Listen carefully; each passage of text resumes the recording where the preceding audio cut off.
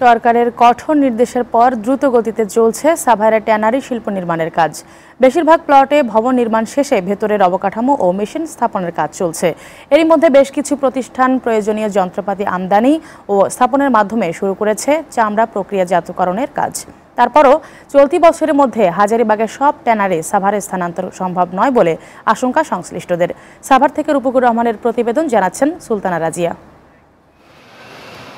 সাভারের হরিণধরায় হাজারীবাগের ট্যানারি শিল্প স্থানান্তরে 31শে ডিসেম্বর শেষ সময় বেঁধে দেওয়ার পর অনেকেই এখন কাজ শুরু করেছেন জোরে সোরে। এরই মধ্যে কিছু কারখানা চামড়া প্রক্রিয়াজাতকরণের কাজও শুরু করে দিয়েছে। তবে ট্যানারি মালিকরা জানালেন, বেঁধে দেওয়া সময়ের মধ্যে বেশিরভাগ কাজ সম্পন্ন হলেও অনেকের পক্ষে ডিসেম্বরের মধ্যে পুরোপুরি উৎপাদনে যাওয়া সম্ভব নয়। 31 ডিসেম্বরের ভিতরে পুরাটাই এখানে পুরা প্রক্রিয়া এরপরে কাজটা আসতে ফিনিশ আসছে, ওই প্রক্রিয়াগুলো আনতে আমাদের একটু সময় লাগবে। এদিকে চলতি নভেম্বরেই ট্যানারি শিল্পনগরীর বর্জ্য পরিশোধন প্ল্যান্টের কাজ সম্পন্ন হবে বলে জানালেন প্রকল্প পরিচালক।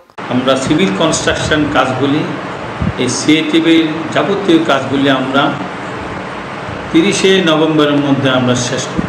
সদিচ্ছা কিংবা সমন্বয়ের অভাব, এতদিন যে অজুহাতেই থাকুক, ট্যানারি শিল্প সাভারে স্থানান্তরে দীর্ঘদিন ধরে চলা সংকট এবার নিরসন হবে বলে মনে করছেন সংশ্লিষ্টরা।